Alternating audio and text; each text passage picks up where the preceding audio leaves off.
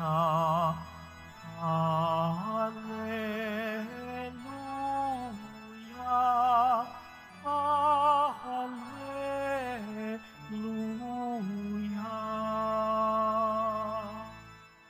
Sumainyo ang Panginoon. At sumaiyo rin. Ang mabuting balita ng Panginoon ayon kay San Marcos. Papuri sa iyo, Panginoon. Noong panahong iyon, si Jesus ay nagtungo sa lupain ng Judea at nagtuloy sa ibayo ng Ilog Jordan.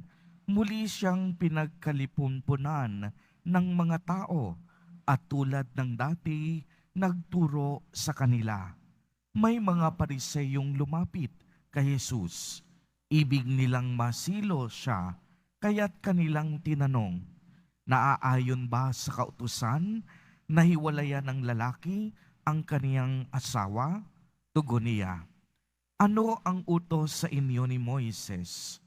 Sumagot naman sila, ipinahihinpulot ni Moises na hiwalayan ng lalaki ang kaniyang asawa matapos bigyan ng kasulatan sa paghihiwalay.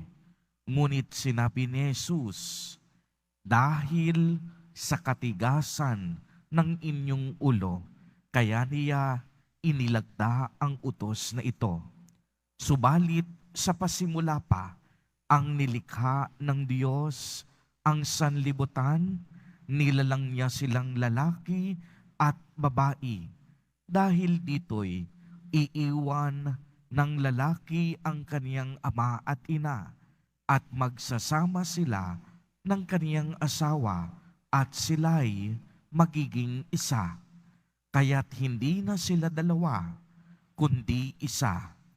Ang pinagsama ng Diyos ay huwag paghiwalayin ng tao. Pagdating sa bahay, ang mga alagad naman ang nagtanong kay Jesus tungkol sa bagay na ito. Sinabi niya sa kanila, ang sinumang lalaking humiwalay sa kaniyang asawa at mag-asawa sa iba ay gumagawa ng masama sa kaniyang asawa. Siya'y nangangalunya, at ang babaeng humiwalay sa kaniyang asawa at mag-asawa sa iba ay nangangalunya rin. Ang mabuting balita ng Panginoon. Pinupuri ka namin, Panginoong Hesukristo. Magsiupo muna tayong lahat. Magandang umaga po sa inyong lahat, mga kapatid kay Kristo. Sa lahat po ng ating mga taga-subaybay sa iba't ibang online platforms at sa lahat ng ating mga kadiboto sa iba't ibang panig ng Pilipinas at maging sa buong mundo kung saan tayo ay naaabot ngayon ng ating live streaming. Mapayapang umaga din po sa inyong lahat. Purihin at dakilain natin ang ating Panginoon, ang mahal na poong Jesus Nazareno. Mga minamahal kong kapatid kay Kristo, malugod po namin kayong tinatanggap sa Basilica Minor at Pambansang Dambana ni Jesus Nazareno. Simula po noon hanggang ngayon, mainit po ang usapan kung bakit hindi sang-ayon ang simbahang Katolika sa diborsyo o tahasang paghihiwalay ng mag-asawa. Ang pinangahawakan po ng ating simbahan ay ayon na rin sa tugon ni Jesus Nazareno na nakapaloob sa ating ebanghelyo ngayon. Kung babalikan po natin, tinanong ng Pariseyo si Jesus kung naaayon ba sa batas ang pagdidiborsyo ng asawang lalaki sa kaniyang asawang babae dahil inuutos daw nga ni Moises na bigyan ng kasulatan. At maliwanag po ang sinabi at sagot ni Jesus Nazareno na ang diborsyo ay hindi plano ng Diyos.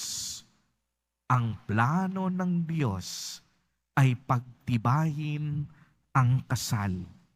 Bakit po ito nangyayari? Klaradong idinagdag ng Panginoon. Dahil yan sa katigasan ng puso ng tao. Uulitin ko po, ang tugon ni Jesus Nazareno kung bakit noon ipinahihintulot ang kasulatang ito.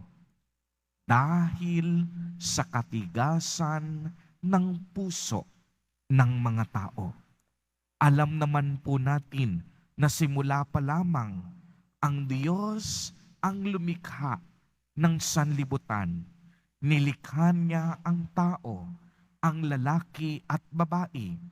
Ang Diyos mismo ang nagpasinaya ng sakramento ng kasal na kung saan mayroong espiritual na pagsasama at ang dalawang nilalang ay nagiging isa sa paningin ng Diyos. At sinabi pa ni Jesus sa kaniyang mga alagad na sino mang nagdiborsyo sa kaniyang asawa at nagpakasal sa iba ay nakikiapid o nangangalunya. Napakaliwanag po ng pahayag ni Jesus Nazareno na ang nais at ang ibig ng Diyos ay sakramento ng kasal. Subalit, mismong tao ang pumipili ng diborsyo. Tunay ngang nais ng Diyos na pagbuklurin tayo.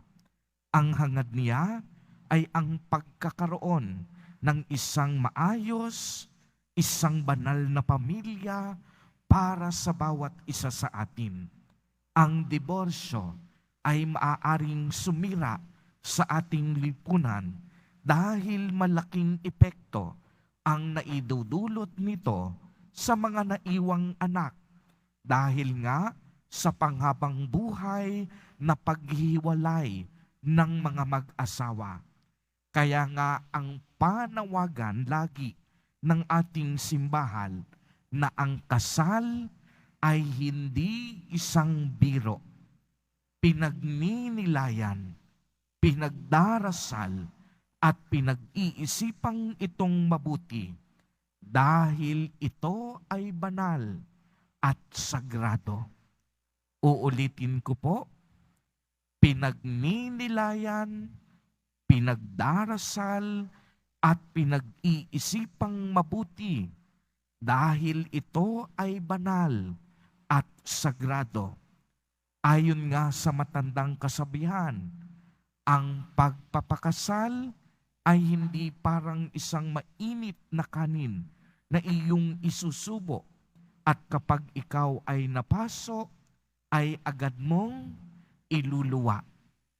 Mga kapatid kay Kristo, lagi po sana nating tatandaan, una, ang kasal ay isang mabisang paalala ng pag-ibig ng Diyos sa kaniyang simbahan. Si Kristo, si Jesus Nazareno, ang ulo ng ating simbahan. At tayong mga sumasampalataya sa Kanya, ang tinawag na katawan ng simbahan o tinatawag na body of the church. Pangalawa, ang kasal ay paalala ng pagiging mapagbigay ng Diyos. One can give without loving, but he or she cannot love without giving. At panghuli, ang kasal ay paalala ng katapatan ng Diyos. Falling in love may be easy, but staying in love and being loyal is another story. Madali lang ang ma-in love, madali lang ang manligaw, madali ang magpakasal, ngunit ang malaking hamon sa bawat mag-asawa ay maging tapat sa isa't isa. Maraming pagsubok ang pwedeng harapin ng isang mag-asawa. Maraming problema ang pwedeng makaapekto sa kanilang pagsasama. Kaya naman, kung dumarating sa punto na hindi na nagkakaunawaan at hindi na nagkakasundo ang mag-asawa, alalahanin ninyo ang suot ninyong mga singsing, ang siyang tanda ng inyong katapatan sa isa't isa. Alalahanin din nyo ang araw na mismo nung kayo'y ikinasal, na kung saan sa harap ng Diyos at ng Kaniyang sambayanan, kayo ay nangakong magiging tapat hanggang sa dulo ng inyong buhay. At higit sa lahat, mga kapatid kay Kristo, lagi po nating isapuso na ang pag-aasawa ay isang paraan tungo sa kabanalan at ang mag-aasawa ay tinatawag upang maging isang munting simbahan at isang munting paaralan ng pag-ibig. Wala pong pamilyang perpekto, ngunit kailangan ang bawat mag-asawa na magsikap tungo sa kabanalan at pagmamahal sa isa't isa. Amen. Purihin at dakilain natin ang ating Panginoon, ang mahal na poong Jesus Nazareno.